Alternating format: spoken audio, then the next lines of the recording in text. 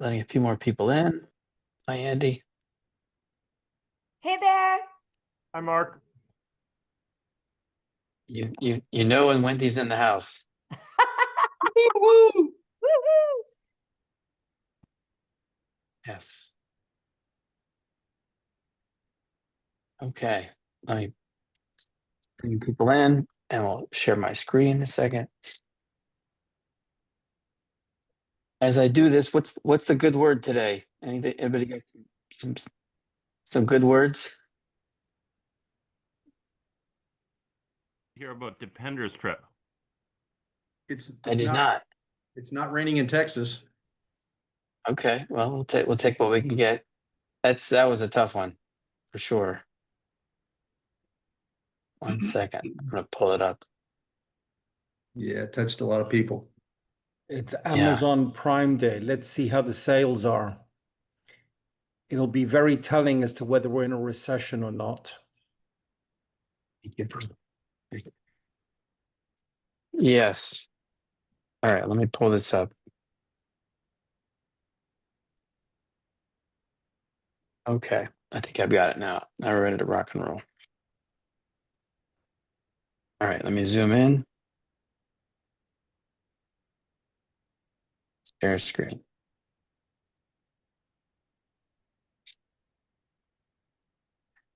Okay. In fact, I might just use the web version. I'll let you let more people in, Caron, if you could. Thank you. Okay, so just quick review, and we'll talk about Newport and anything else you guys want to talk about. We're going to talk about taxes even later today and tomorrow. We have a tax deep dive, and those who want to be part of it, we'll give you a little preview, hopefully here soon. We're going to talk about Newport, obviously. We have the Hamptons. Before you know it, we're in London.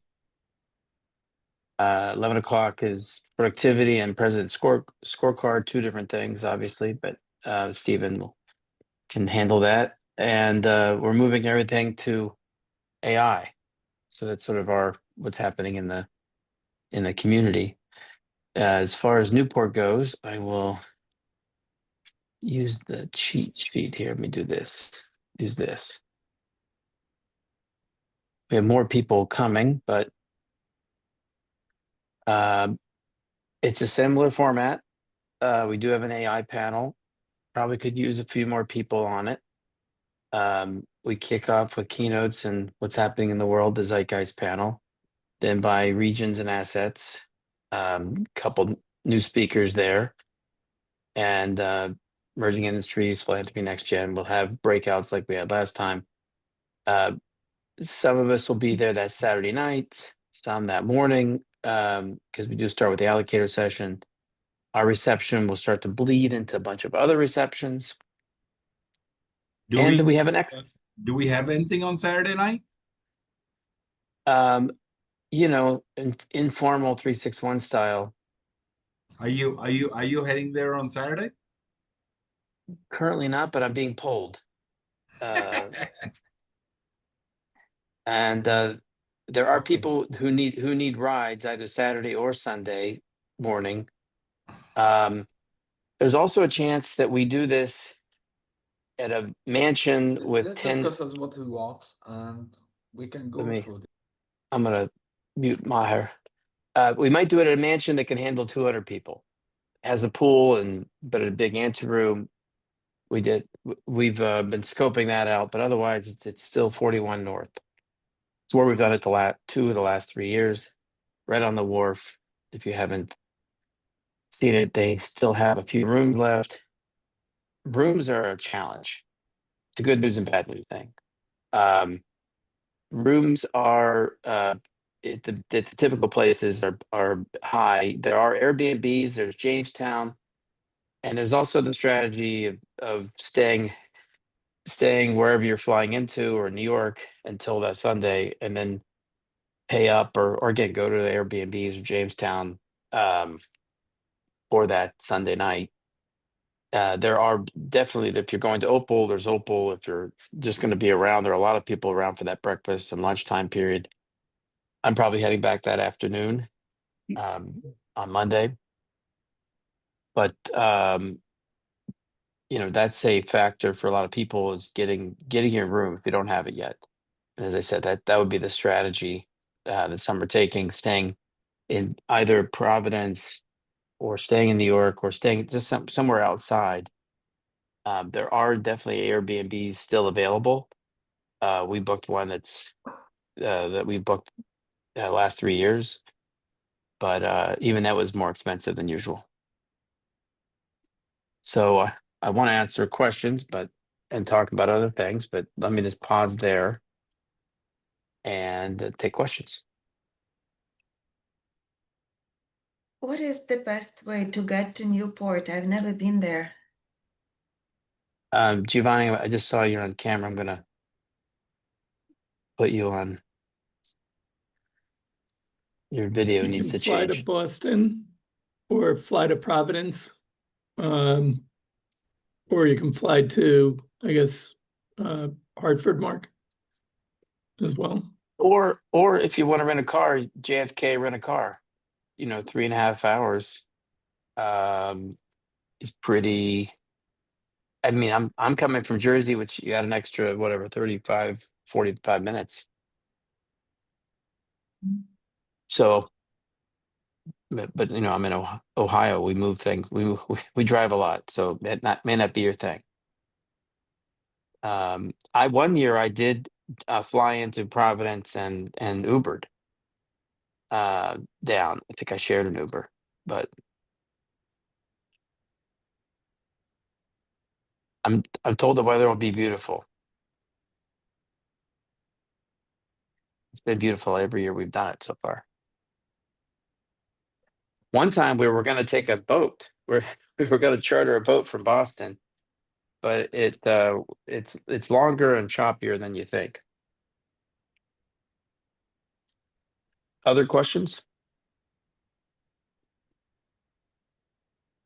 Andrew Randak, you're making it this year. I don't have many good excuses for missing prior years. I only live like an hour away. So, you know, but yeah, no, I'm super excited. Very excited. I was going to say Providence is definitely the nearest airport. Unless you've got a very small plane and you can fly into, I think Jamestown might have a. Yeah. Or you can sail there if you have a sailing. Hey, my small plane is being used that weekend, so I'm just gonna drive up. The good thing about Dependers, he'll get you there quick. And mostly in one piece. Your state of mind may not be, but everything else will be. You might want to take over the driving, but anyways, he's a good guy. He's driven a lot of people through the years. So yeah, other questions. We have other things going on with the Hamptons and London, Singapore, Mumbai, and the New York events, and Riyadh events. But hey, Mark, Rafiq from DePaulo. If you're going to switch to a Rafiq. mansion, hey, good morning. If you're going to switch to a mansion, where is this mansion likely to be?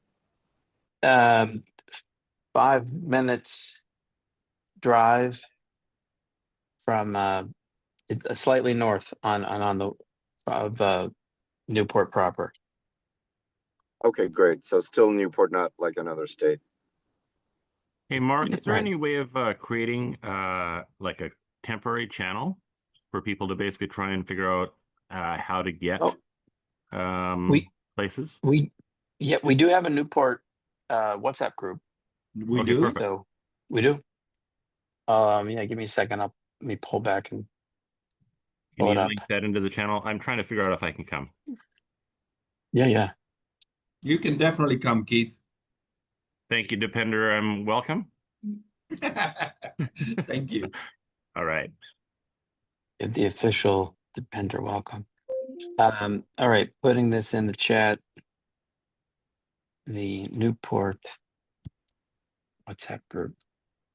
I can't wait until we move out of WhatsApp groups, but they are effective. So there you go.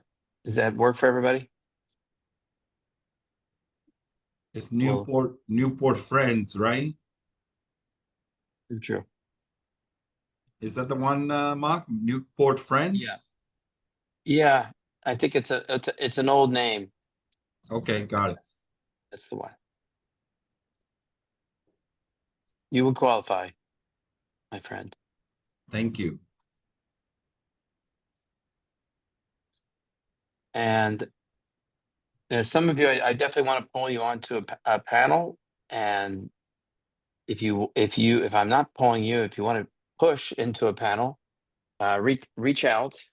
I was hoping to get this, those laid out similar in a way to what we did last year.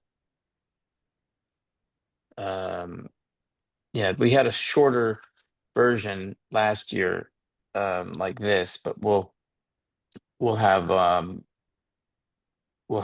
as you see, we'll have before the breakouts really like a zeitgeist panel, 1, 2, 3, 4. We'll have 5 panels, whereas last year, sorry to jump ahead on you, but we had effectively 3. So we're starting a bit earlier at 1. But I guess that's the real difference. See and then the breakouts you'll see it'll be similar to this. The year before, we're just a few steps away down the wharf at the Bolin. And in fact, if I click this, you might go to a map. Yeah. This map will show where there's the Bolin, and a little bit further down here, if I say directions to 41 North. Bohon is the mansion? Bolin is where we were the 2 years ago. You see, this is 41 North. Bolin is up here, and then if you're going to, yeah, and then you got Goat Island and the Marriott's up here. So it's right on the inner wharf here. The Bolin was there, and 41's a little bit further. The mansion is up right here if we do it. And we'll know this week. It's the owner. Yeah, it's interesting. I don't know. Is Matthew Hochstrasser on? I don't think he is. He introduced me to the owner yesterday, and it's so interesting. I mean, if you want me to, should I show it to you, and you guys you can vote on it? Is that worth doing? Sure. All right, hold on. All right. Here's your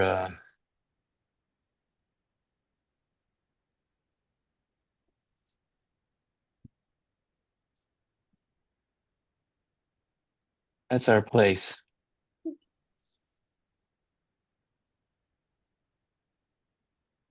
And we can stay the night there, Mark?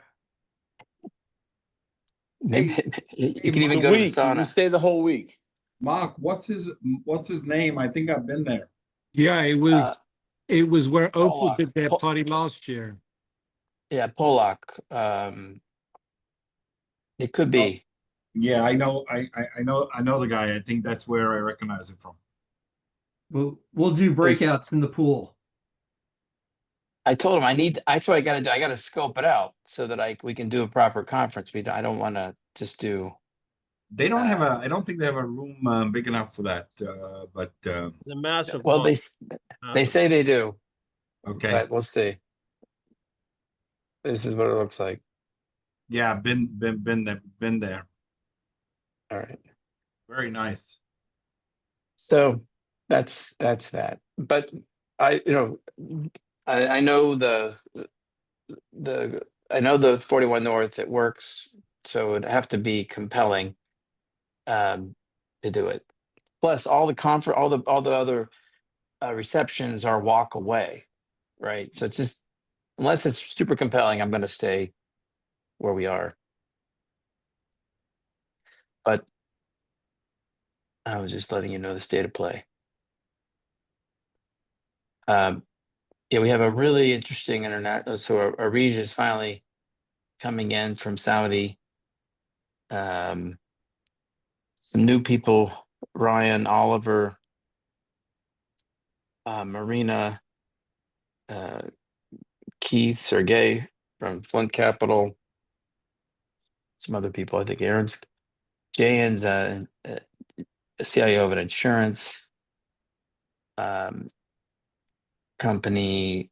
Let's see, we've got, I think, well, Brian, some of you knew, Parth is coming in from Austin. There are more people I can't keep up with, but we'll, I've been in New York for 5-6 days, so I need to catch up myself by tomorrow. But yeah, it's a good group. Any other questions?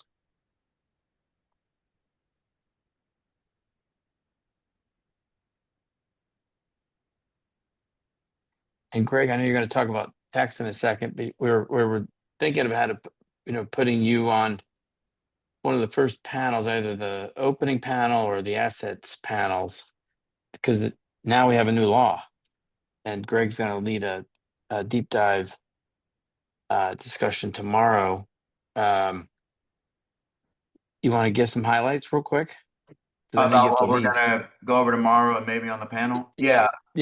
As everybody's probably read all the headlines on 4th of July, we finally got the big, beautiful bill, and they basically passed the Senate version without any changes. So there's been a lot of side-by-side comparisons going on, but we're gonna really focus on the ones that mostly impact businesses. Some of the highlights are some favorable changes to the qualified small business stock, some favorable changes to the pass-through deduction, the 199A deduction, some really traps for the unwary in the big salt issue that went back and forth like a tennis match for the last 3 months. Some very favorable things for manufacturers and for being able to expense business assets, a lot of permanence too.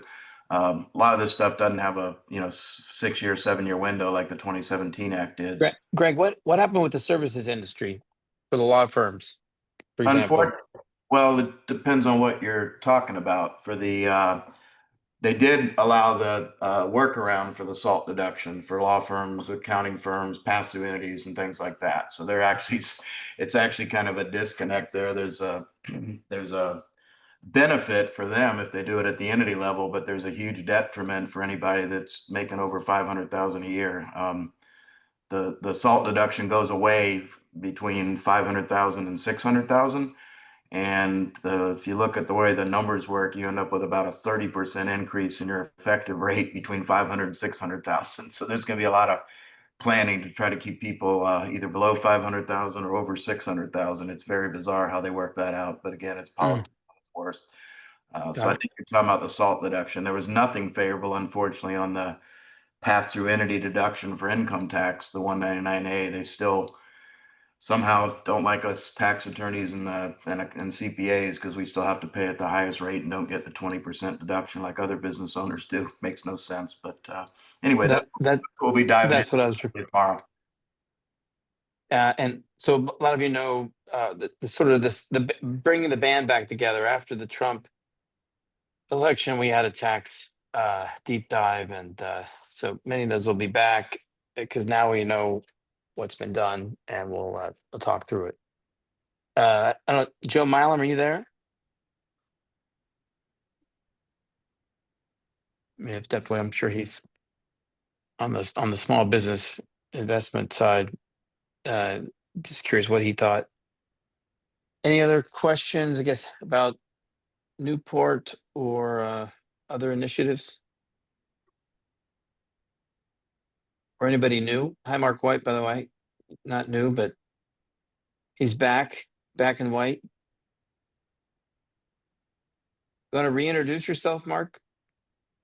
Sure. I wasn't sure if my audio was on, Mark. That the Zoom platform keeps changing, right? My name is Mark White. I'm former CEO of Shield.io, a cybersecurity startup that we had recently had an exit on. It wasn't a home run exit, but it was an exit. And also a partner in Prairie Crest Capital. It's a early stage venture capital firm focused on discoveries that come out of research institutions. And we've known each other, Mark, for a number of years now, since And 61 was a nascent venture. well, you remember Michigan connecting. Correct. That was the part of the evolution. We had Denison connecting, Michigan connecting, and now, in fact, I'm going to be up for the Ann Arbor State game. Already got the tickets. No, I will as well. But it's great to see how you built the platform out because I've been absent for about 18 months. So, Well, you have to build. Someone's got to run companies. It's okay. yeah. Anyone else new?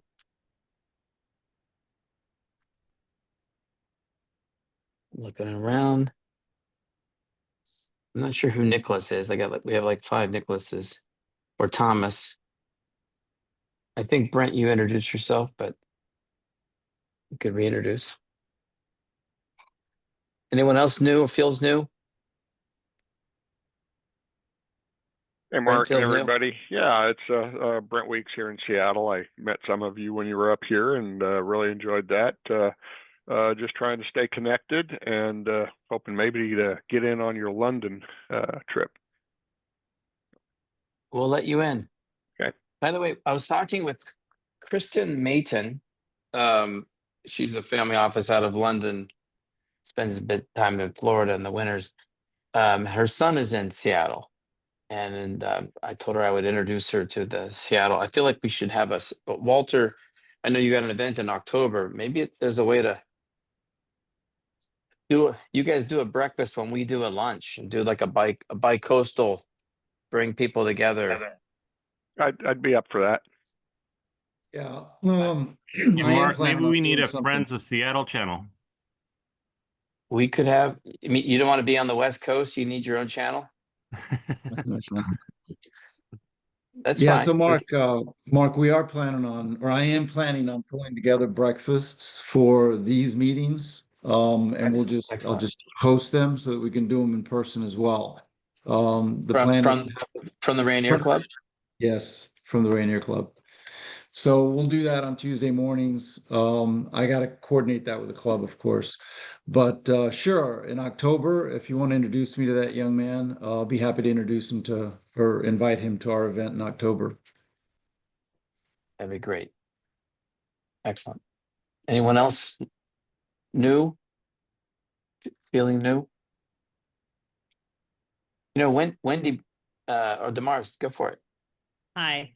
Well, I joined one time before, and thank you. I found it quite informative. It was about a month and a half ago, I guess. I commute and work in various different zones. I'm a Canadian commuting from Europe to Calgary and Vancouver, doing quite a bit of business in the US. So I noticed there's a lot of US audience here as well. So always keen to network, and whenever I can, I'll try to join and learn. So we handle various businesses, usually growth companies that we either invest in or scale into new markets. So happy to connect with anybody who may be interested to collaborate. Thank you. Awesome. Well, welcome back. It's usually the village, which is informative. I just put the village together. You mentioned, I saw some pictures of Seattle. I thought I might just show my screen because we never really published these very well. If you can see this. Oops. I did something wrong here. Here it is. This is the Rainier Club with Walter. And this is, where is this place, Seattle guys? That's the top of the Columbia Tower building. That's the Columbia Tower Club. There you go. There you are, Rafik. Oh, this is actually San Francisco. Sorry. We're going back. This is where we started the tour. We had a female founders panel with these female founders. And then we moved on to this is now we're in Seattle again. There you go. So we should have we should actually I think we've got some more videos to publish on Seattle. Any other questions before we move on to I guess some other people are going to bring in here. And Karan, if you could try to keep up, I know it's tough to keep up.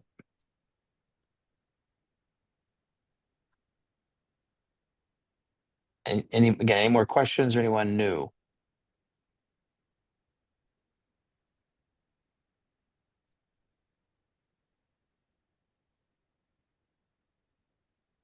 Still don't know who Nicholas is.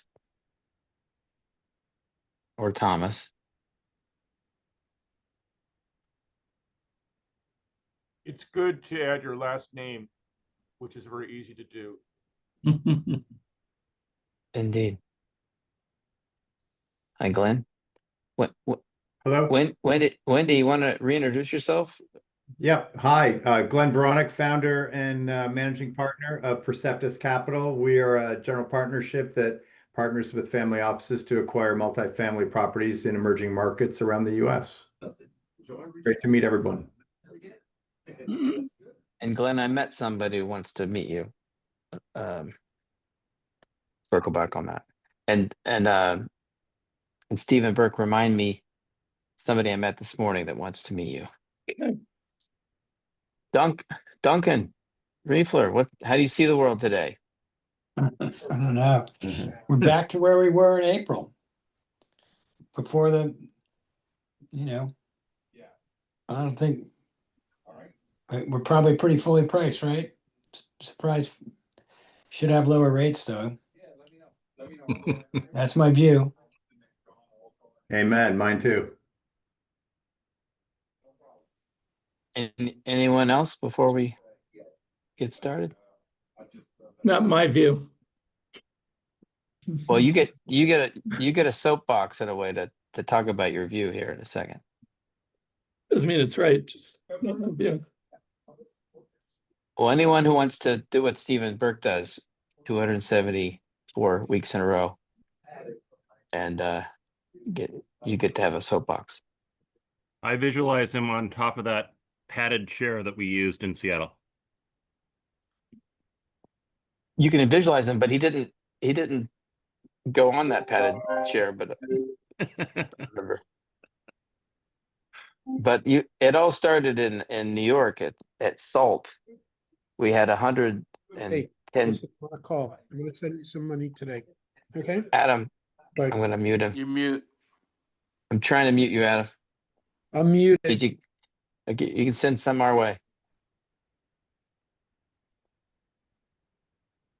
Okay, just taking one last look because I always like welcoming new people. But I think we got the regulars. Although Oleg's it's been a while. And okay, well, we got a lot of familiar faces, and that's good too.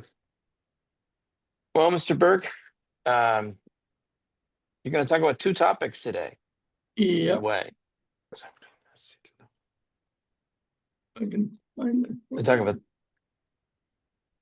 and again, tomorrow at 11 o'clock after our 10:30 meetup, we'll have a tax deep dive, and we'll go deeper. We couldn't do it today at 11:30, but we'll pick it up tomorrow at 11 o'clock.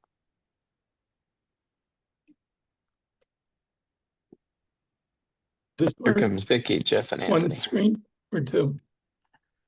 I see two. I see the parts on the left. The individual slides. Let's see now. No, just one. I still see two. I have to deal with the two then. Not sure what I'm doing here today. That's okay. Let's get started. You're not alone. Yeah, I could be in DC and I really wouldn't know what I'm doing. Let's get started. So uncertainty remains elevated, but is slowly seems to be getting resolved. The one big beautiful bill is passed. Tariff rates are becoming a little bit clearer, although they got a little messier yesterday, but that's not really a surprise. And market participants are trying to figure out what it all means. And so today I just want to look at the president's scorecard and how he's done so far, some of the positives and some of the less positives. And then I want to follow up on the productivity discussion we were having last week and touch on, I think, the difference of how I'm looking at it and some of the shorter term concerns that were raised about the immigration policy and its impact on productivity. So we'll touch on that and wrap up. So this is a snapshot of the markets since the president took office. And I think, as Duncan said, we're pretty much on the markets back to where we started the year. On treasuries, yields are down a little bit from where we started the year, but as you can see, have bounced quite a bit. The dollar is down about 10% from the start of the year.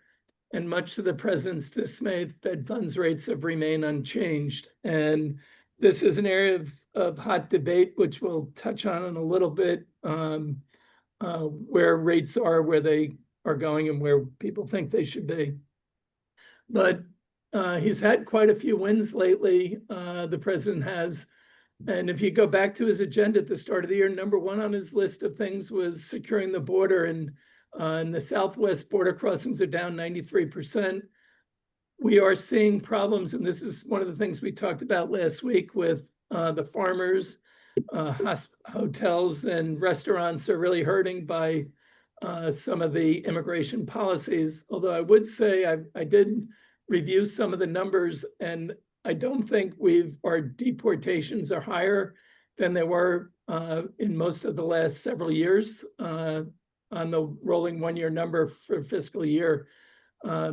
But it doesn't help the fact that businesses, particularly the farmers and the hospitality industries, are feeling the pain there. I think on tariffs, it's a mixed bag. I think there have been only 2 deals made. There was looks like a détente with China. We'll touch on this in a minute. I think one of the big wins is in defense spending, where NATO nations of Europe have agreed to increase defense spending to 5% by 2035. I think the bigger issue here is that for the U.S. is, I think the U.S. will probably pick up, U.S. defense companies will probably get 40 to 50% of that spend in the first 5 years, because I don't think the European defense complex is ready to provide everything they need to, and I think the U.S. can. I think the question on the big, beautiful bill is, does it lead to a new golden age, or does it lead to a BBB rating for the U.S.? Because we are expanding the debt and the deficits. The hope is that we get growth to exceed that, and that you'll have our spending come in. I think there's some challenges to both of those points of view, but we do have the plan. It is in place, and I think in the short term, it'll be stimulative. In the longer term, it'll be contractionary. I think the president has brokered a ceasefire between Israel and Iran. How long that lasts is TBD, but there are people calling for him to get a peace prize. Not in that camp. I think any peace in the Middle East will be great. I think the issues with Russia and Ukraine are still not in the president's favor, as he thought he was going to get deals done in one day. That didn't happen. Lastly, he did have a big win with the Supreme Court, reversing the district court rulings on some of his tariff policies and immigration policies, what can be national versus local. So he's had a mixed bag, but all in all, he's gotten a lot done in the first 5 months of his tenure. But one of the issues really is going to be haunting us for a while is the tariff issue. And you can see how the tariff rates have shifted. I think now after yesterday, they're projected to be around 16%. I suspect they'll end up between 16 and 20% overall, which means that we will have higher costs coming through. I think the bigger issue for businesses will be when do we get to an end and have clarity on where tariffs finally end up, as opposed to the back and forth and the whipsaw that we're seeing over these couple months, and the uncertainty around a lot of the letters that went out yesterday will make it hard for businesses to spend appropriately during this period. So I think that's one of the things that we have to get off the roller coaster and get to set rates as best we can. But I think the one takeaway is that rates will be higher, cost of living will be higher, and that has to play out through the system still. I think the other thing is we've had in the US and around the world, most of the major nations, 59 countries, are driving the rise in debt. Those countries account for 80% of global GDP. And this is where, to me, the big problem lies. And when Mark does his what scares and excites, debt is at the top of my list of what scares because of this reason. And I think that governments have limited space to deal with all the needs of the public and to do the things they need to do to get an energy transition, deal with climate change, deal with increasing national security, and deal with adjusting their economies to the new technology opportunities and what that means for employment and labor markets. So this is the area that I think the US and other nations are going to be struggling with. And I think it's not getting enough attention. But when 80% of the global economy is seeing higher debt with faster growth in their debt, it's going to be very hard to get the GDP levels up to support that in a way that we need to. So I think this is the rub for the US and for other major nations, China, Japan. You go through the top 10 economies, most of them are not sitting in great fiscal shape. So I want to go to the last part of the president's scorecard, and it really gets to the president and his fight against Chair Powell and really the bond market overall on yields. And while several think we should have lower rates, and that's where the president, Scott Besson, are today, the Fed's job is not to lower rates to deal with the inability of Congress to control their spending. The Fed's mandate is full employment, maximum employment with price stability. And their view right now is if they cut rates too much, right now you'll see a reacceleration in rates similar to when they had a 50 basis point cut in September, and you saw rates jump because of the uncertainty around trade policy. And also not getting talked about enough is the underlying strength of the US economy. There's a reason the markets are at the levels they're at here and abroad. A lot of it has to do with the excessive spending, but it also has to do with the underlying strength of the economy, and we'll touch on that in a minute. But I think that the president will have a challenge getting rates down.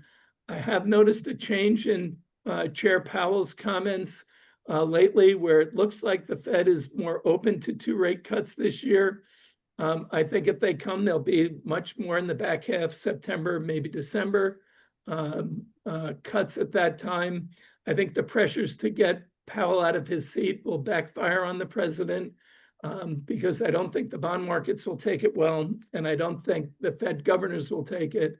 And one of the things to keep in mind is Chair Powell can stay in his role, not as chair, but on the board till the end of his term, which goes for a bit of time, which would set up the president's candidate going against potential loyalties towards Powell on the board of governors. And one person doesn't have the vote. It is the whole committee that has the vote. So I don't think the president's going to win in this one.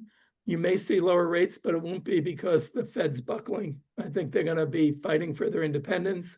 I think the bond market will also step in as they did on Liberation Day and force the president's hand as well if by pushing rates back up.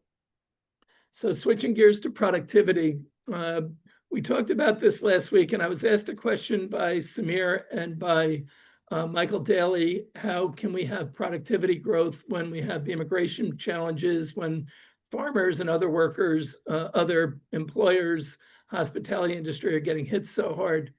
And I think there's a lot of issues around this, but let me just step back and say, when I talk about the productivity growth and talk about the trends, I'm really looking at more the macro trends, not the micro. So I think there is a balance between the two there that we have to keep in mind.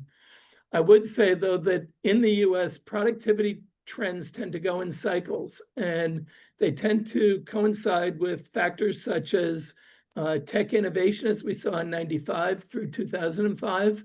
They also coincide with financial crises, as we saw from 05 into the 19 period. Or you also had inflationary periods like you saw in 72, where you also had some energy crises going on. But it tends to go in cycles, and I think we're about to enter into another cycle because of the innovation, and also because from 08 to now, you've seen the government spending crowd out private sector spending, which is much more productive. And I think you're starting to see the shift go from the federal government to the private sector and to the high-end consumers for spending. And I think that spend combined with the AI feature will create a more productive growth opportunity. Not guaranteed, but certainly a much better setup. Getting the federal government out of the way will help. Looking at Western Europe nations, and this is from Robert Gordon's book back in 2024 on the future of US growth, which was a skeptical view. He looked at Europe for the same time periods. And what you saw is Europe out of post-World War II, similar growth period, slightly higher growth in the 72 to 95 period, but then slower growth after the tech boom took off. And I think this is reflective of two things of what's shifted from 95 forward. One is Europe was not at the vanguard of tech innovation to catch the internet wave. And then coming out of the financial crisis in 08 through 2012, I think the recapitalization of the banks was done differently, and that slowed the growth of the US. But this is a problem that goes back to the 1990s for the difference between the US and Europe. And I'm not knocking the Eurozone, I'm just really sharing the results here. But what you see is from 2000 forward, a big gap between the US and Europe in productivity, Europe being in the red, US in the blue. And you can see that gap continues to grow, although you are seeing Europe start to see a reversal of trend here. And I think that some of the spend that Europe's doing, if it's done productively, will help drive it forward. But if not, we'll continue to have the US taking a lead and having China taking a bigger lead too. And that's really because of the emphasis of innovation driving the system and the ability to adapt to new economy opportunities. So coming into the year, productivity was in the US was above pre-2020 trend. I think some of that is driven by AI adoption. Some of that is just that the companies that can become more productive are in a better financial position coming out of the crisis to make the spends that they need to make to improve their productivity. They're not playing catch up on tech or cybersecurity or the AI innovations. They're at the vanguard of that, and they have the ability to substitute capital for labor more easily than the industries that don't. The industries that are getting hurt because of tariffs, wage challenges, worker challenges, and trade issues that are holding them back. You see a big difference here. And the types of opportunities to substitute capital for labor are not the same in a lot of these industries. But I think one of the things that's been a big difference between the US and Europe is when we hit crises in the US and when we run into big shifts in technologies or big shifts in the economy, new businesses start to take off. And it's the innovation entrepreneurial spirit that drives the US forward. And it's really underappreciated in times of change. And this just shows you the new business applications that came out of the pandemic and have remained at elevated levels since. And I think we underestimate the impact of this because these are the businesses that are driving the US forward, and they account for the bulk of the labor support.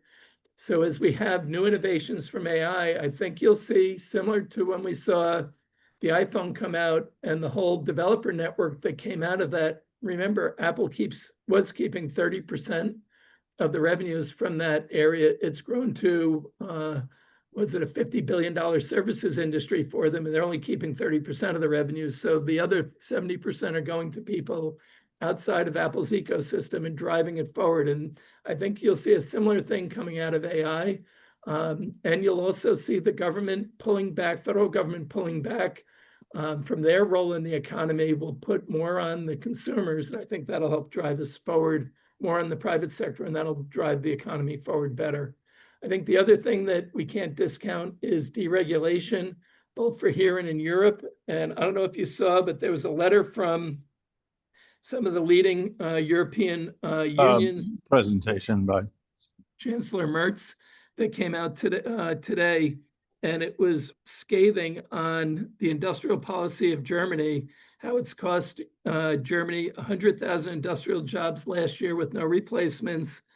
Political promises of the previous government about a green economic miracle were nothing but empty words.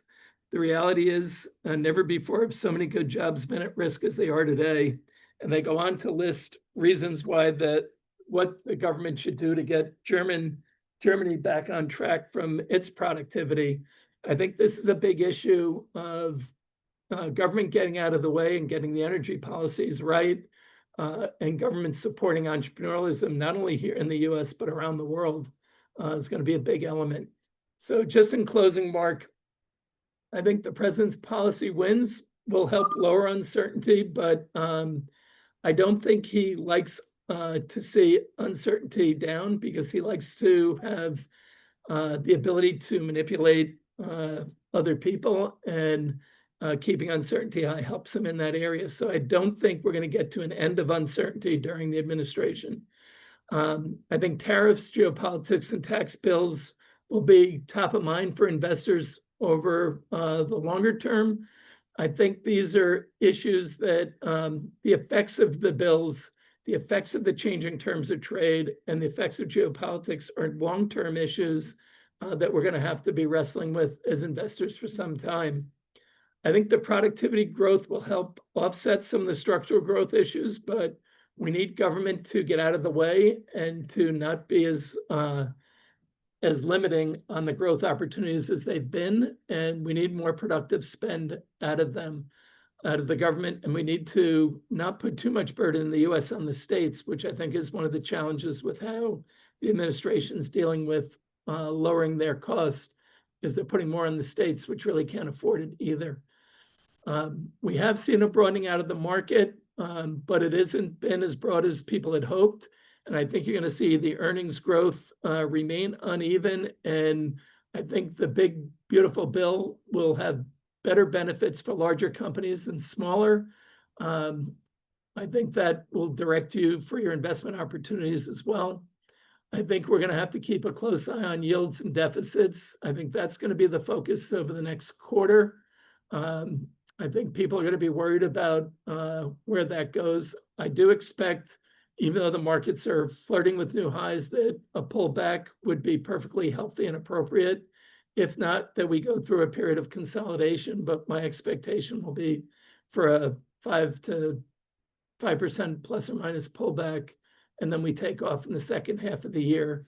And I believe that you want to continue to invest in the areas of required spending. And the other area that will drive the US economy forward during this period is the fact that boomers, and we have 50 million of them now, are sitting on $89 trillion of net worth that they are spending in their free time and putting that money to work. So Mark, I'll stop there and open it up for questions and comments. Okay, thank you, Stephen, kicking that off. Charles, you had a question up? Hey, good morning. How are you? So I was questioning one point that you made, Stephen, which was about the uncertainty. It seems that Trump has been using uncertainty as a tactic, and I think you sort of pointed this out, right? But it seems that the uncertainty has also destabilized some of the economies, particularly as we talk about China, right, in terms of financial predictability, right? So financial predictability in the States could be viewed as a way to give license to how the other economies should act. Do you see that in the same way, or do you just see Trump's sort of unpredictability as an ego trip? Just wanted to get your perspective there. I think it's both the negotiating tool and ego, is how he's using it. And I think the impact of a lot of his policies are hurting those who can least afford it, both countries and parts of the population, which makes it tougher to sort out the positives from the negatives in it, because on a macro basis, there's a lot of good in the policies. On a micro basis, there's a lot of pain. I think that's part of what we struggle with as investors in sorting out the two each day. Is nobody wants to see all the people laid off, families broken up, and all that sort of stuff. But on the other hand, we need to get the system right, and it got out of whack. So I think it's a little bit of both. Giovanni? Okay. Stephen, I have the highest respect for you, and maybe I am just a little too henny penny hair on fire. So I need you to please substantiate where you find this optimism. Please go into further detail, because as far as I understand, the Laffer curve and cutting taxes was an interesting concept. We have practically applied it. It did not grow the economy and net grow government receipts. So please go in a little bit more detail as to how you can say anything optimistic about Trump's management, fiscal policies, and so on and so forth, please. I don't love the degree of the extent that we're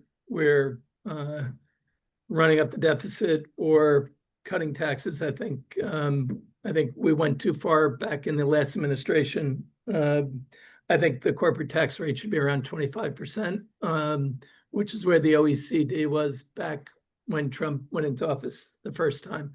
But where I do see optimism is around the economy's ability to adapt and to deal with everything that's thrown at us. And when you do lower taxes in the US, you do get the system going.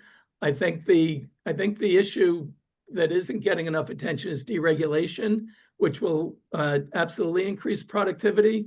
I think if we didn't put the tax extensions through, the economy would have been devastated by a $3 trillion increase in taxes. So that wasn't really a likely outcome. I think the onshoring that has been going on for a while, that slowed down the last couple of years, is going to pick up.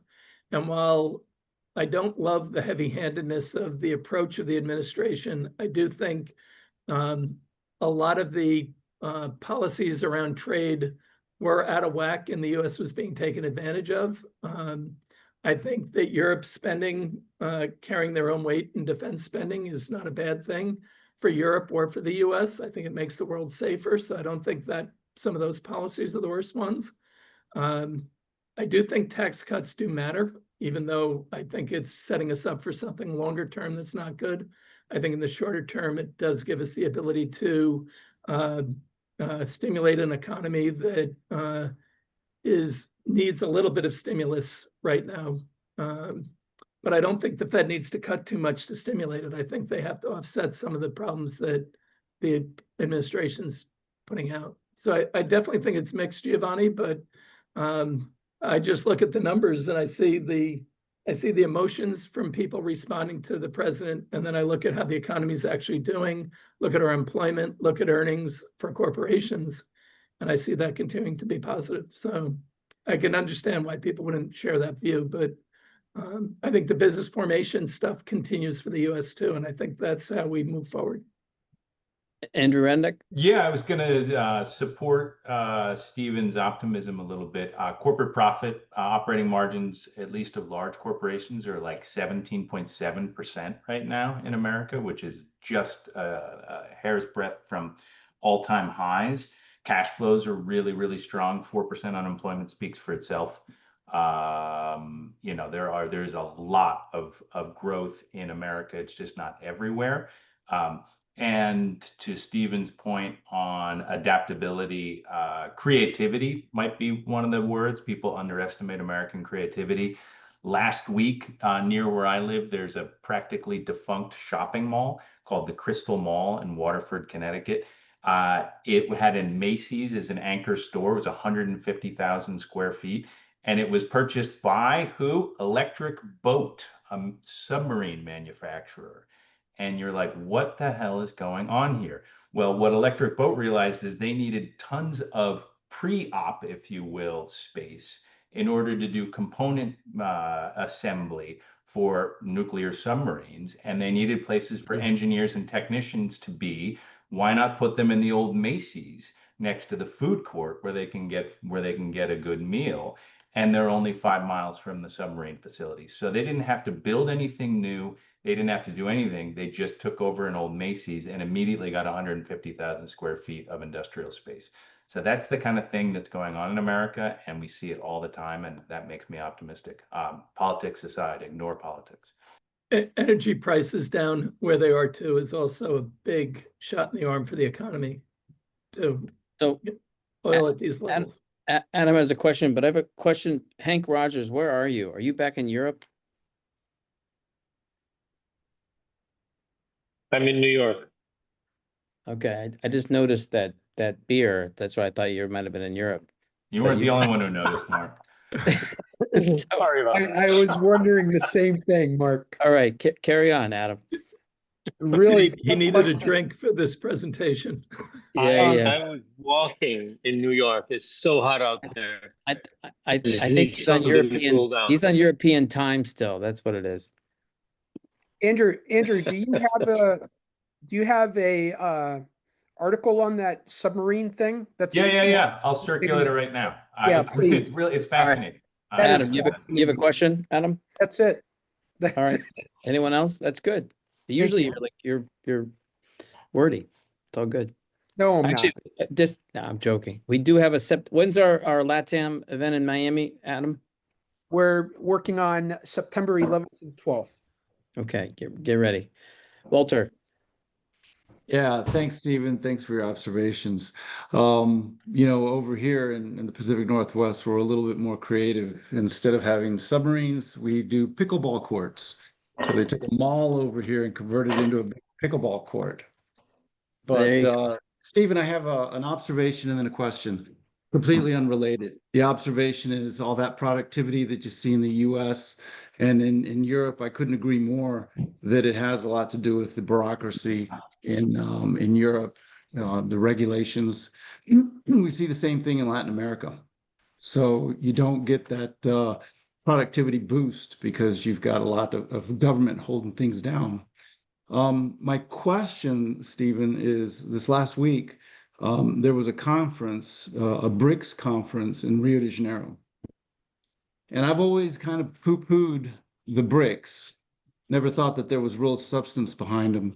But it seems like the rhetoric that's coming out of the White House lately has coalesced quite a few countries to come together and consider things a little differently.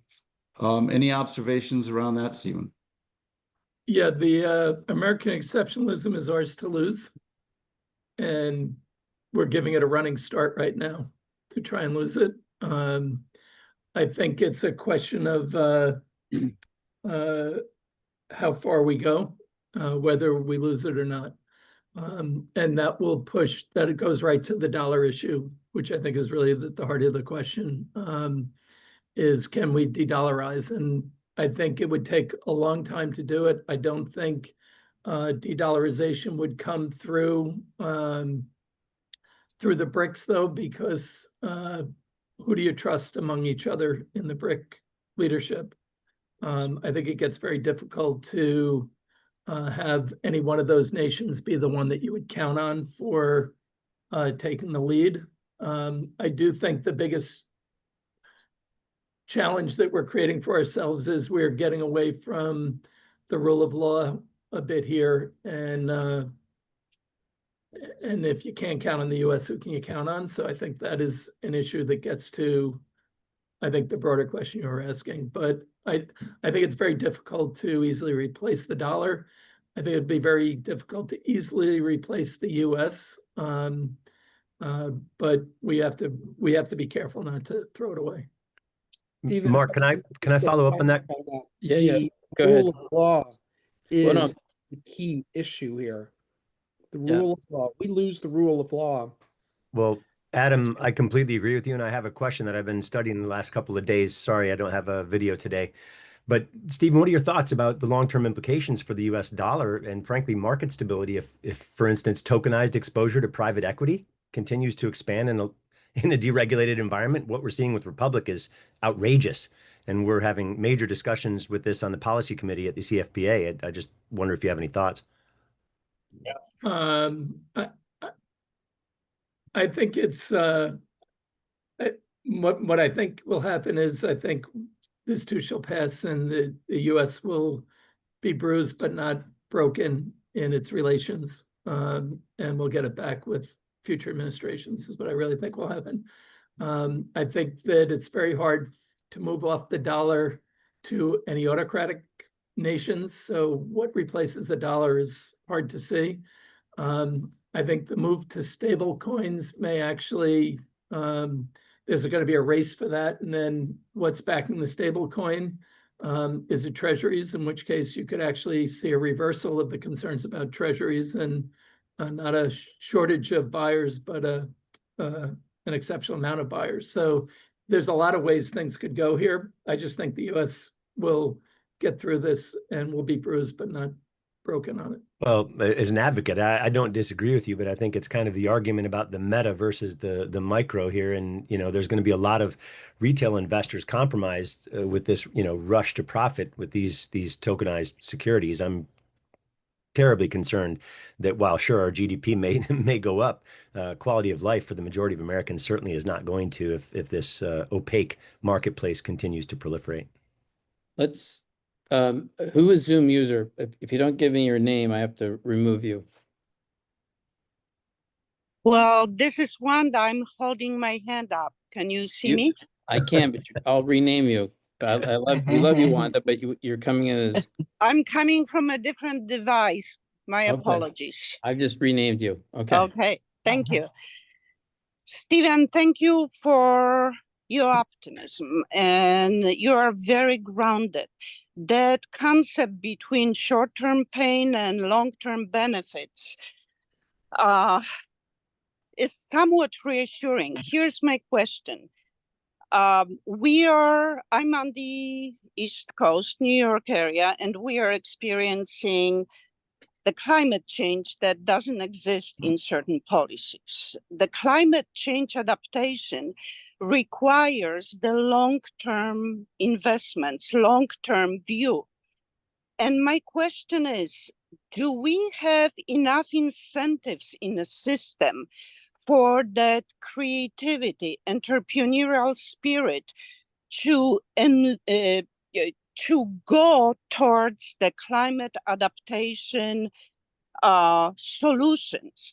Or are we chasing only the shorter games, AI and so on, where the water system is in distress when we are dealing with the floods and other aspects of climate change that require investments? Thank you. A lot to unpack there. I would just say that the way we've approached climate change, to me, and this is my personal view, not our company view, so it's probably even more wrong than most of what I say, is that we came at it with a too ideologic approach and not a practical enough approach.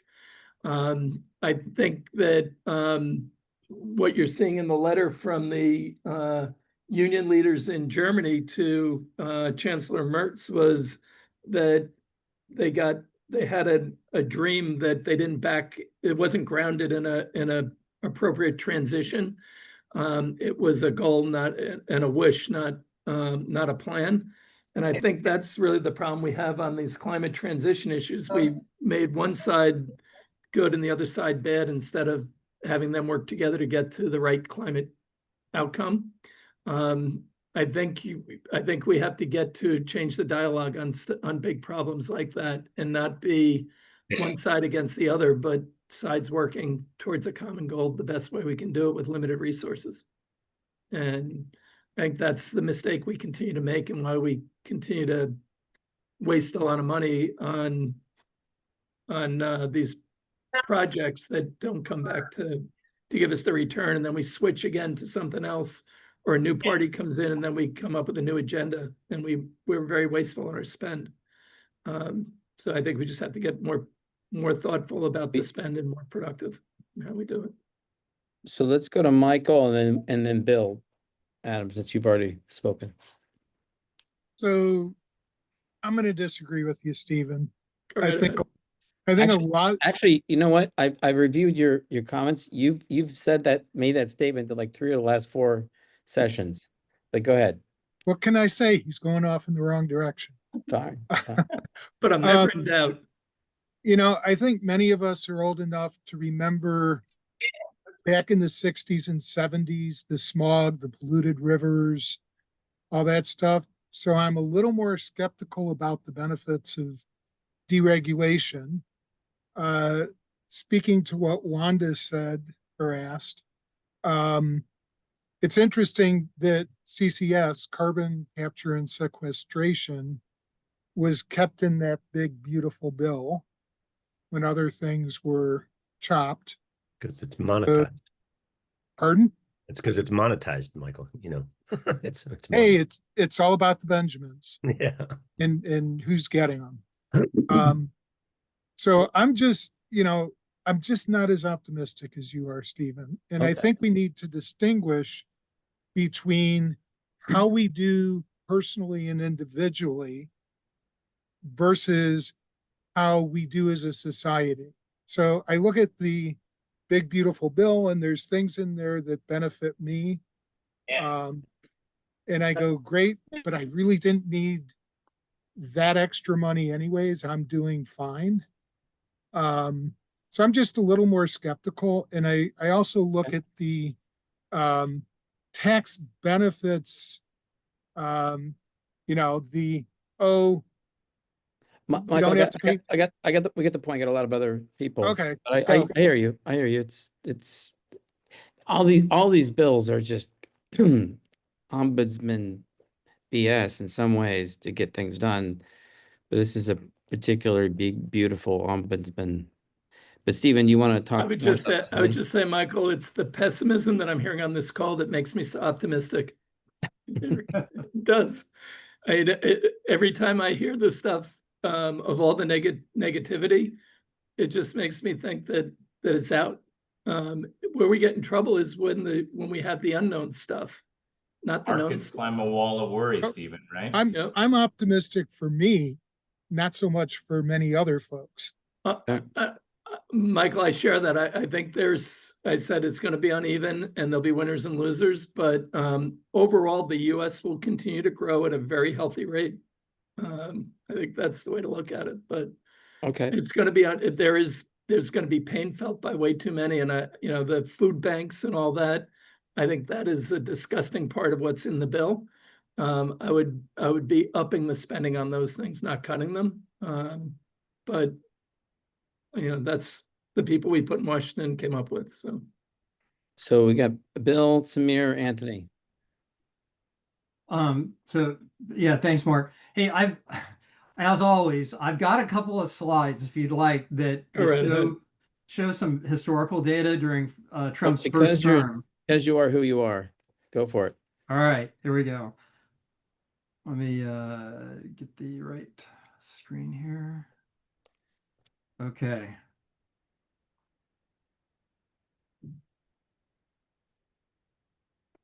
Is that coming through?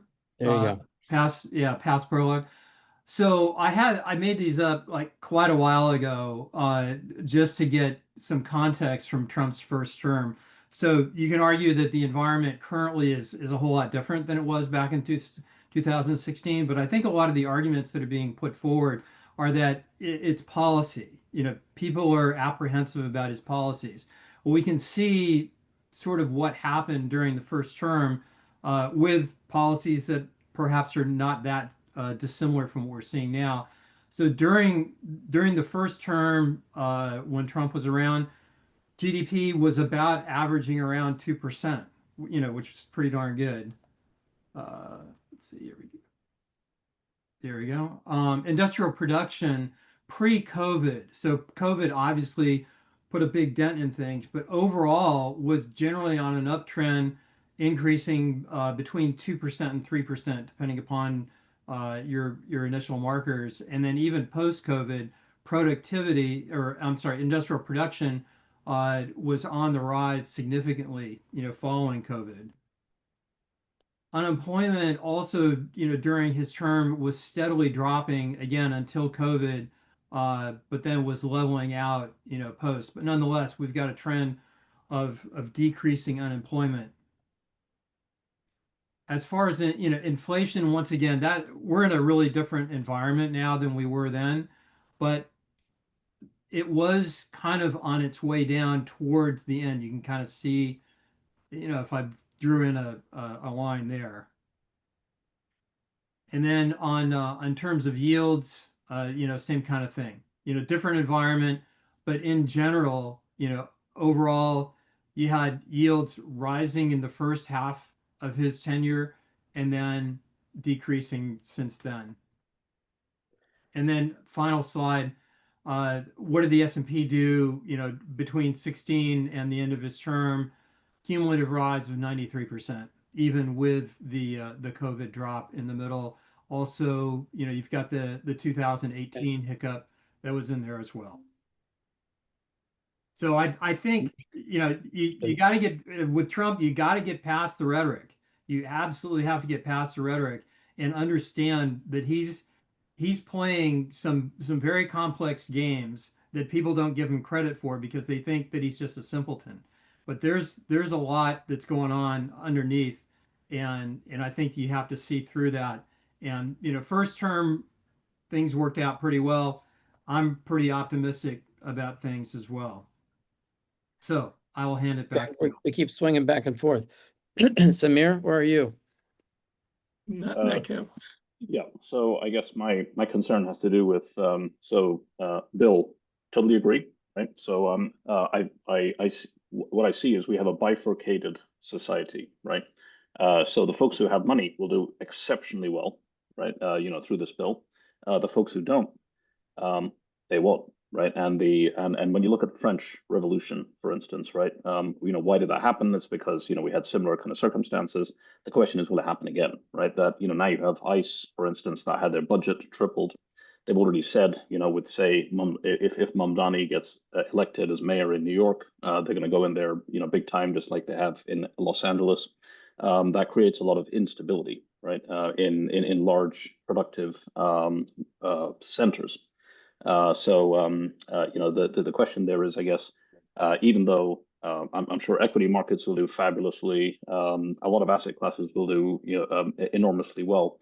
When you have the specter of, let's say, social disruption, right, through the imprisonment of people and sort of disappearances and all of this sort of increased activity, and then the blowback it creates, right? This with social stability. Do we see that as an issue? I don't know.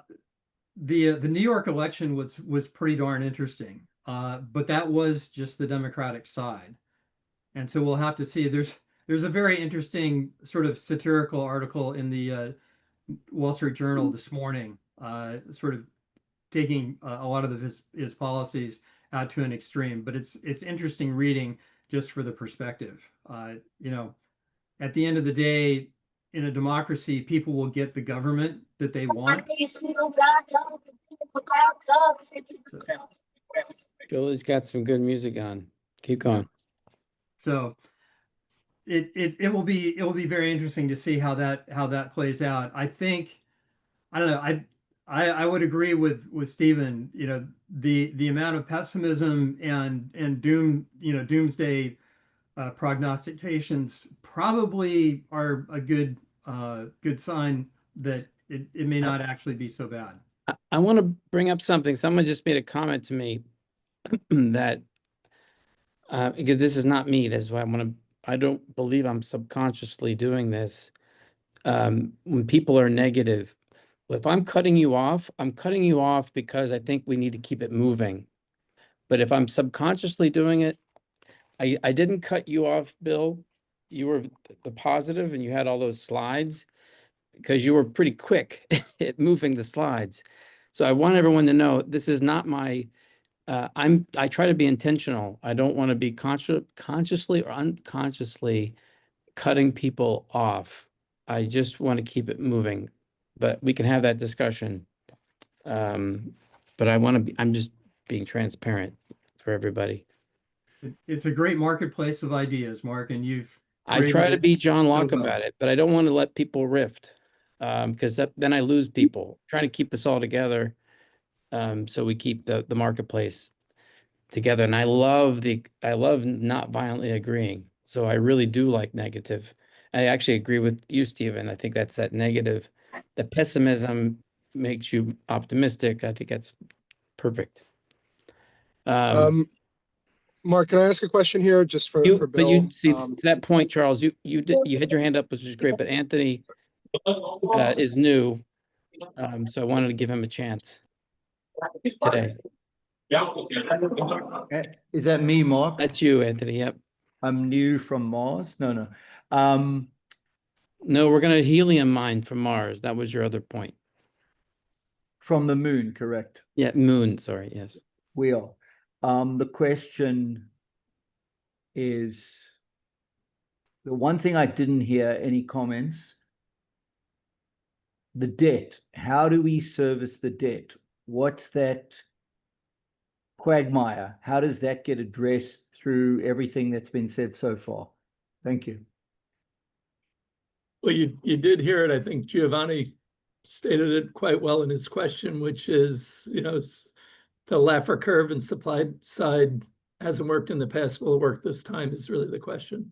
I think there's other things that are at play here. I do think we had, under the Biden administration, the cost of regulation was estimated to be 6% of GDP. And while I agree with Michael Hammer that we shouldn't go back to the deregulate to go after important safeguards, but there is overregulation that occurred too when you put that much regulation on the system. So I think that is one thing that can ease some of the pressures on the system that can move us forward. I do think the tax cuts will help certain businesses. I think the expensing that's going on is another thing that can help drive things forward. So I do think there are a lot of positives out there that are lost in the discussion. So I think you just have to look at the sum of it all.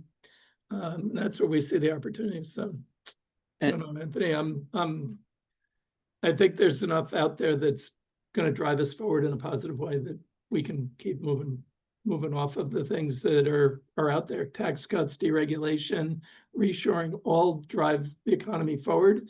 The other thing I'd keep in mind is the US is in a much better position than most of the other economies in terms of our ability to grow and deal with the problems that we have. But the only way you get that down is by growing out of it and growing your GDP faster than you're growing your debt. And we have to bring that under control. And that's part of what the president says he's trying to do, but I don't think that's actually what the policies are going to do. But it partly goes to that productivity discussion. I always feel like we need a productivity summit. Stephen, one thing here, I'll just add. Hey, we can always print our own money, so that's cool, right? You can't, though.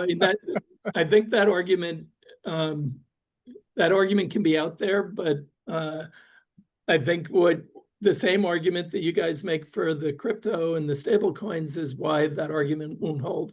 That you just can keep printing more. Well, Alan Greenspan said it. He was right, and it's been happening ever since and before. You need somebody to buy the debt. You can only do that as long as you have somebody to buy the debt. I'm not giving an opinion. I'm just stating the fact. Don't want to know my opinions. Jeff Sawatsky, he's new voice. Yeah, I just had a quick thoughts question actually for folks, and that it feels to me like one of the big issues is that a lot of these policies feel like they're, to Sunir's point, everything is very much oriented to like give folks with money, give the corporates more money, and sort of further the income gap. A lot, and that feels indicative of a lot of policies where they're designed for some sort of short-term gains, goes back to the climate as well, but long-term pain. And so it's sort of, to me, a lot depends on how quickly that plays out, both to the positive and the negative. And it just feels like this is a very short-term win focused agenda, but that, I'm curious what folks think. I think the income inequality has been driving a lot of the issues, class, immigration, et cetera, et cetera. And I wonder how big a deal folks, see that. I see that as a pretty big issue that maybe doesn't get enough attention these days. I think the income inequality, Jeff, is absolutely driving politics today. I don't know that it's driving the economy as much. And I think one of the things that when people look at Trump's policies, a big part of the policy is to bring manufacturing back to the US to create jobs for the people that were worried about getting impacted. I would say I think it's misguided. I don't think those jobs are coming back, and I don't think the people here want to do those jobs. So I think that's a different issue. And I think what we really should be focusing on is the reskilling of the people that are getting impacted and how that plays out, rather than are the policies themselves bad and harmful. They may be, but I think the goal is to bring manufacturing jobs back to the US to create better opportunities, not for the high end, but for the low end. So I just think that's a different kind of a take that people aren't looking at it that way. But bring manufacturing back to the US and reshoring and bringing business back to the US is a big part of the agenda that is designed to create jobs, not just for the wealthy. So I think that gets a little lost, Mark, in the conversations that we're having. True. Yeah, I just add, if I could, Mark, quickly, or I don't know, go ahead. Go No, ahead. I agree with that. I just don't know that, that's a hard thing to do in a targeted fashion, especially if you're like, subsidizing coal and undermining renewable, getting all the specifics. But I worry about even things like just what, as far as I see, is credit card debt, mortgage default, things like that are really driven by the lower to mid. Those seem to be threatening things. So just throw And that now out. you have student loans coming back in for the people who Exactly got them coming on. So there's plenty of stuff coming that are negative. So don't get me wrong, I think about them every day too.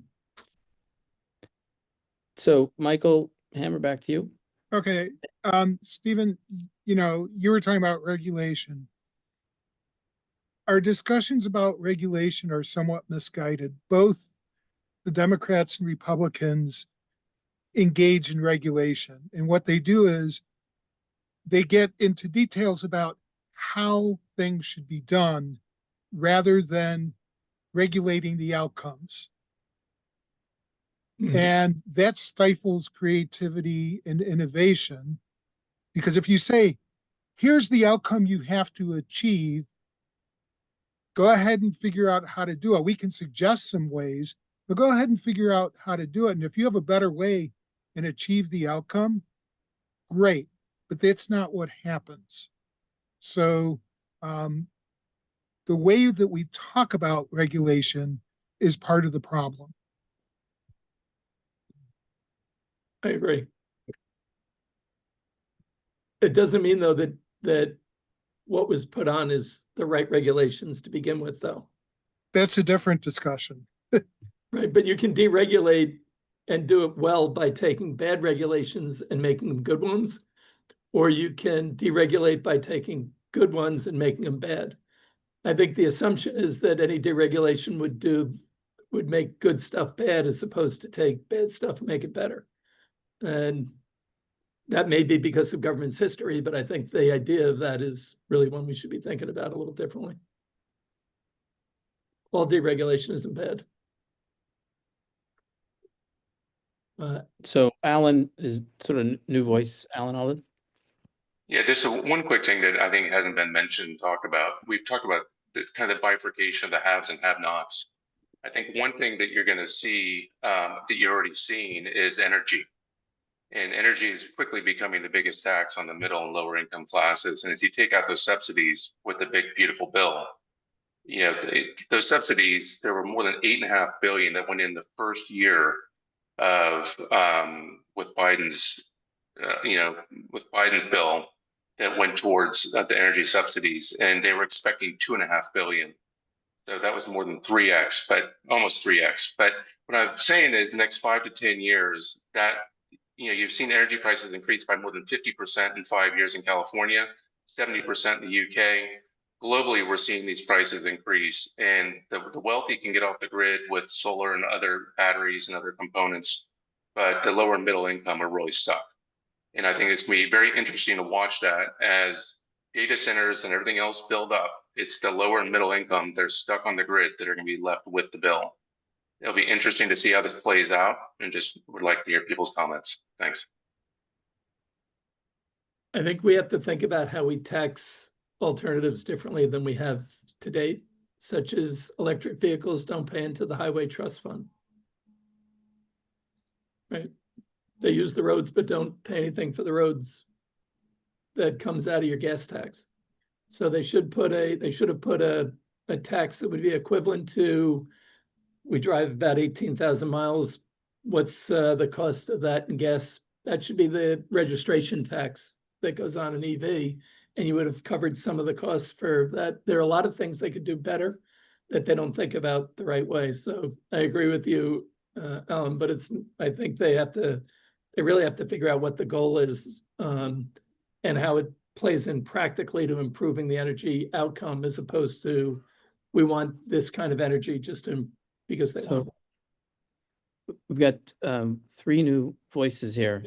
So Richard, it's been a while. You want to weigh in here? Thanks, Mark. I appreciate it. I always love hearing these discussions. It's just really, really amazing. I guess my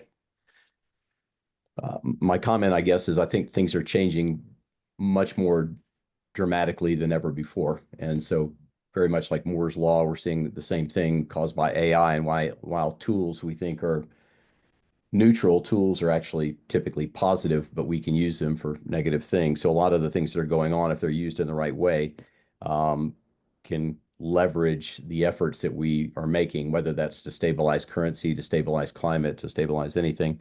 And so I would say it's upon us as the people that are here to direct those efforts towards private solutions versus depending on public solutions. And an example of that is a heavy focus of ours now is in regenerative agriculture, and we lift millions of people out of poverty in Africa. Now we're working to do the same thing in the US by taking denigrated lands and using proper regenerative agriculture technology and building the lands up and then reselling them at 0 or low interest because the value of the land's gone up, back to veterans and minorities and others. And those solutions are private solutions that we really don't need the government to oversee or step in or provide. So to one of the earlier points, if we use the ingenuity that we're kind of famous for in the US, I think that a lot of these solutions are going to avail themselves if we just look for them. So at what scale? They're scalable to the degree that dollars can be put in, right? So we can use, billions of dollars in Africa for models that we are scaling there, where we reach. Michael, Richard's been at this. He's all about scale. Yeah, so we can have that discussion. It's a great point, because the simple answer is, rather than thinking 1 or 2 steps, we need to think 3 or 4. If it's not going to be scalable, then don't mess with it. I'm too old right now to mess with things that don't scale. So if it's not scalable, I either recreate the model, modify the model, or go to something else. To that point, what we'd like to do, Richard, is now that you're back in the fold, is let's get an ag tech or scalable impact. That's sort of part of the theme of our October event in New York, and let's scale that. I'm typing as fast as possible, Mark, to get connected. Oh yes, of course. Keith's in on that side of things. So I've been doing regenerative grazing for years. So I understand it, and I hear a lot of people talk about it, but most of the people that talk about it aren't actually doing it. Correct. I So agree. you want to put something in the chat, Richard, about what you're doing on the scale point, if you don't mind, if you're open to it. There are probably too many things to put in there, but we have our new TV shows, is Farm Hero. You can watch that. We're creating new ones. We're doing TV shows where we feature regenerative agriculture, where veterans and active military are rebuilding towns in North Carolina. Then we turn those farms over. There's a number of different things that can be done, but I'll be happy to share. You're putting a media spotlight on what you're scaling. It's like sort of like instead of fixing flipping homes, it's how to do micro macro ag. Mark, but I'm just mindful of other people have comments. Go ahead. I know, but you mentioned doing something about ag in New York, and I've mentioned Farm Science Review in the past, which is in September. And if people would be interested in going to that event, it attracts like 135,000 people from around the world. Big, wow. Where is it? It's in London, Ohio. It's put on by OSU. And it's September what? Hang on. It's like around the 20th. Let me check the date real quick. Okay. There's 3 days. No, I'm all just put that in the chat too, and we would do meet on Wednesdays at 10:30 to mobilize new events. So or team up with other events like that one. September 19th. Let us know. As you're looking, Ben and then Damaris, you have comments? Sure, thanks, Mark. So I'm sure that'll get posted in the chat. 3 things, just comments really in response to some of the comments already made, because I tend to favor the side of optimism and abundance, not because of our current president, but because of all the advances we've made. There's several books that have been published that basically show that the level of abundance that's been created for everybody, regardless of wealth, is stunningly awesome. I mean, you've got people today at the lowest income tier have more than people had 40, 50 years ago at the highest income tier. There was a president of the United States whose son died because he had a cut which got infected and the medicine couldn't take care of him and he died. Today, anybody can go into an emergency room and be cured of many common ailments. I mean, we are in a much better place than we ever were. And I think it's useful to look at the optimistic side. On the optimistic side, someone asked about, investing in AI and everything else instead of more important things like climate. But I would posit that the chance that AI will help us solve these problems is significant. When, the things that it's been doing in medicine are insanely great. It outperforms doctors. It follows up better than nurses. So I think, a lot of the investments are being made in AI will have a ripple effect through all parts of our society in a very positive way. And lastly, on energy, I don't believe over time the rich and middle will be squeezed nearly as much as is perceived, because AI, as an example, has enormous energy demands, which has finally created an environment where people can get nuclear online. You had programs that languished for 10 years or more that have now been approved in under a year because of the absolute need. And that includes the disposal of the waste with Yucca Mountain. I lived in Nevada when they approved that in the beginning, and it all got shut down by a bunch of NIMBY people that live in a place with no humans. So a lot of positives, and I think thinking about those is a useful reminds fact. me, Bill, or Ben, sorry, of this Oxford debate that we had in Riyadh, where you literally start staging people on the optimists. I don't know if people want to be called negative pessimists, but they're probably just pointing out the problems that we need to address despite our optimisms. We forget how far we've come. Fair enough. Damaris? Oh, lots to unpack. Thank you. I had a little bit of question. Richard mentioned about scalability and how if it's not scalable, he doesn't have patience for it.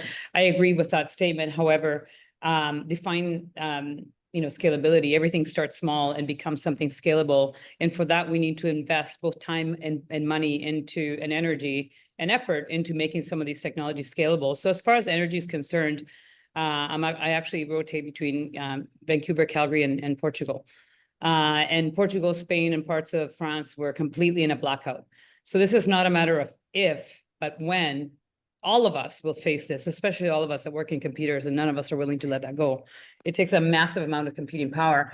The other thing I'll say around energy, it was really interesting. I go to Web Summit every year. This past year was 70,000 people, and there was an AI for everything. There was AI for sunglasses, chairs, shoes, whatever, you name it. And it's so funny because I actually sat with my colleague. We sit on the board of Intrinsic VC and Advisory, which is a soft landing program into Canada. But anyways, I was saying, I swear that most people think that the cloud is an actual cloud in the sky. It isn't. It is infrastructure. It's actual buildings, and we're not investing in these buildings. So it's actually beyond me how we are not even looking at this. Everybody is, pardon my Spanish, but really hot and horny about AI this, AI that. But we're not looking at the infrastructure and the impact that it actually has in our ecosystems, including hospitals and other systems that are burdened by the amount of energy that's being consumed. So we need all energy, and we need to invest in all energy to make sure that it becomes better and better for all of us to not be sacrificed and have problems that are going to happen. And to that, I'll add a layer of whenever these blackout or even brownout situations happen, it does affect all of us, whether it's now or later. So, bots are planted for cyber attacks, and that happens every time that there's a blackout. So we have to be very careful in all of that. Very interesting space. Thank you for the comments and the input here. Very interesting. This is a space that we're very, very involved in. As you said, a lot to unpack, although you did a pretty good job of unpacking. Anyone else?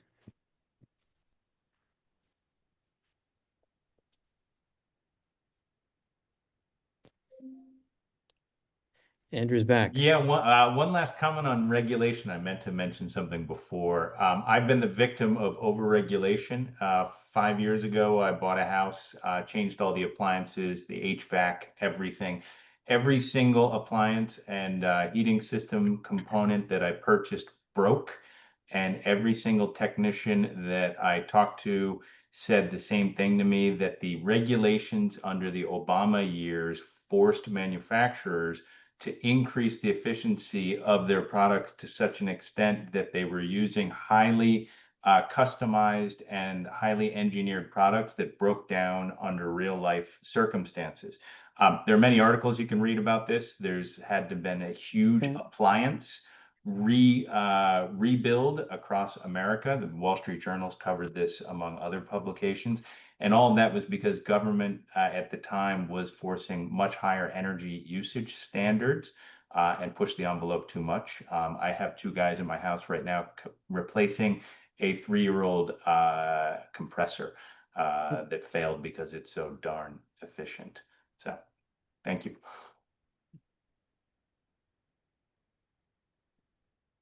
Okay, I'm sorry. Can I pipe in here, please? Pipe in, Giovanni. Don't be sorry.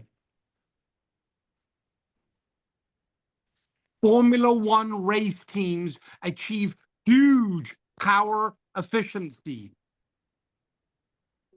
That we are applying new technology to efficiency, and that the wheels are coming off, but the manufacturer is coming round to fix your furnace.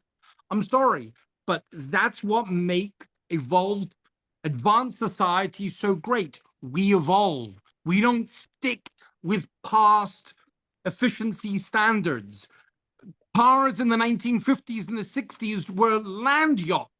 Today, American-made cars can somewhat compete with Japanese cars because California demands high fuel efficiency. We need to stop loving the past and embrace the future and the uncertainties that come with it. Nothing is perfect. Yes, Giovanni, I'm not arguing against technological evolution. What I'm saying is that government interference forced levels of innovation that manufacturing and technology were not yet ready for, and forced these products into the marketplace. I am one of millions of people that are replacing brand new heaters, hot water, air conditioners, washer dryers, ovens, stoves, everything, in the name of ultimate perfect energy efficiency. I'm not the only one in America. This is going on across the entire country. And every article and every person I talked to said that most of this was mandated by the government. My mother lives 10 miles from me, has a 25-year-old washer dryer. The things work perfectly. So is it better to produce lots of highly efficient things over and over and over again that need to be replaced? Or is it better to produce a handful of lesser efficient things that'll last forever? That's my point. It's not just a function of efficiency.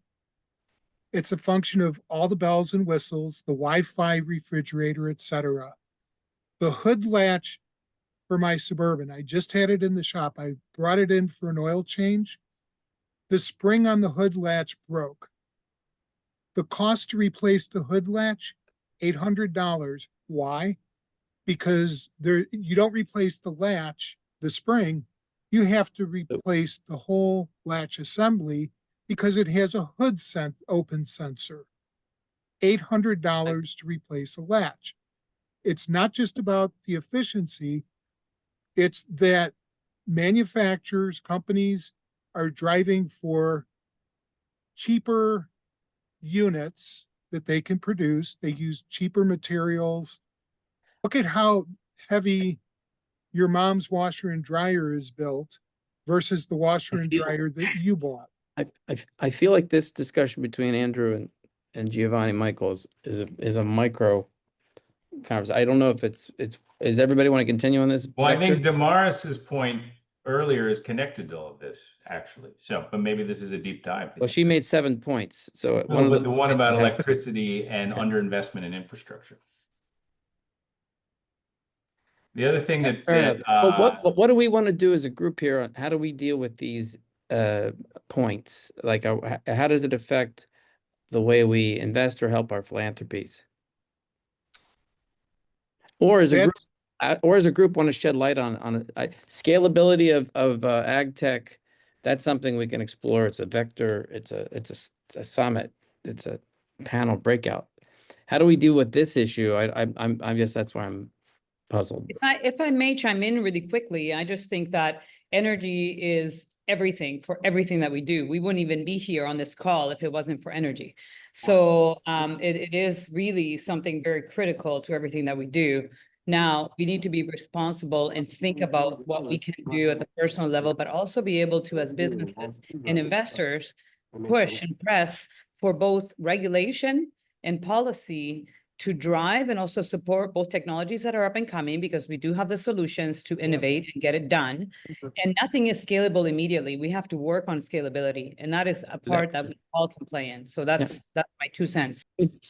And I totally agree. I think there should be a venture approach to philanthropy and other things so that we figure out what's the best scalable, not just what's here now. But it's 12:15 and I have a meeting. But tomorrow we're going to talk about all these things. It's 10:30. It's our meetup.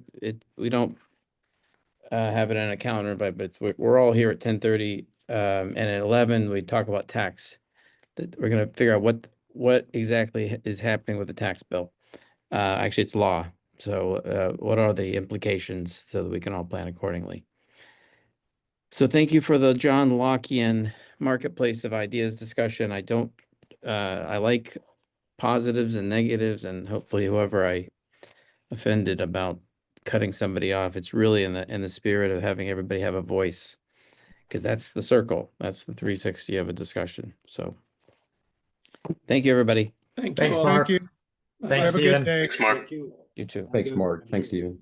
Good to see everyone.